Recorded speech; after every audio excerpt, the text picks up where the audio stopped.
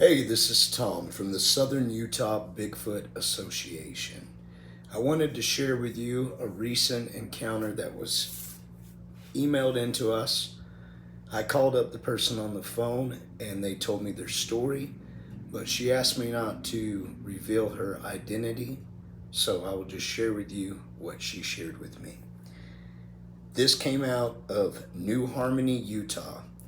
New Harmony is a rural farming community just about 45 minutes north of St. George, Utah. That would put it in the extreme southwest part of the state, nearly bordering with Nevada and Arizona. This woman was moving from California, where she had also had some encounters, and it was her first night in town in New Harmony. It was around dusk, and she heard screams from the hills. She and her daughter and her partner had experienced similar things in the Sierras and near Santa Cruz, California, and Mount Madonna, and also in Oregon. The father thought that it was cows, being that it is a ranching community and there were clearly some cows present, but there was something odd about these sounds. She reported to me that something seemed to be provoking and mimicking the cows.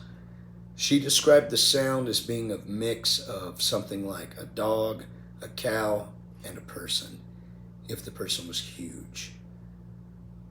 The calls were very strong in volume and robust. This was May of 2022. She reported another night where she heard sounds coming from her yard, the breaking of branches. On this occasion, it being after dark, she also heard a gunshot and something ran along the creek, screaming. She said that it took only about 5 seconds to move roughly 100 yards, and it sounded massive. She heard a truck chasing it. Now, something really cool about this. So I play country music for a living, and around this time, May of 2022, I was playing a show in Cedar City, Utah, which is just up the road from New Harmony. And as I sometimes do, I announced over the microphone that I was with Southern Utah Bigfoot Association, and that when I took my break, people were more than welcome to share with me any Bigfoot encounters they had. When I said this, there was one woman in the audience who stood up raising her hand very excitedly and wanted to share her story with me. So I went up to the bar, got a beer, and went back and sat down with this lady. She was the lady in the truck. She described to me living in New Harmony and hearing something breaking branches and agitating the cattle, and her and her husband shot at it and chased it in a pickup truck. Now, this conversation that this current report, or this recently received report from May of 22, that I just got the other day, she described exactly the same circumstances of someone shooting at it and chasing it in a truck. So I heard from that other woman. Sightings are not very common in southern Utah. We will get emails on occasion about people hearing things that are out of place, that don't sound like any other known animal, or finding tracks on rare occasion. So often when we get a report at Southern Utah Bigfoot Association, there will be corroborating reports made as well, such as the case is here. So I'll continue. Just want to share that with you. So this anonymous report, the day after hearing the Bigfoot breaking branches and the gunshots and it being pursued by people in a truck, she went out looking for tracks, which she did find.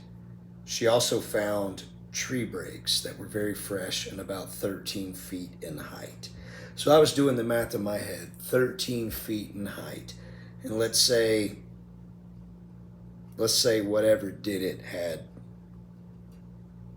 6 foot tall arms. That would put it at, 7 feet tall. So, 7 feet tall. And a human, we're about as tall as our reach. So, that's maybe whatever did it was, 6.5, 7 feet tall. She also found what she described as a unique hole. The hole wasn't dug. She said it appeared that something had ripped a tree out from the roots, and she did find the tree nearby. She found a stick embedded in the ground, and right nearby, the spine and rib cage of a deer. She said it didn't seem to be very fresh, but that all the meat had been removed from it, which there's nothing uncommon there. Now the tracks, the Bigfoot tracks, she said it wasn't one or two, but there was a whole trackway. And she did message me some pictures. They weren't anything super definitive, but they still look pretty good. She said that after finding this set of sign, that she made her way up the Dam Canyon, which is a canyon behind the New Harmony area, as she described it to me. And she believed they come down from there following the creek.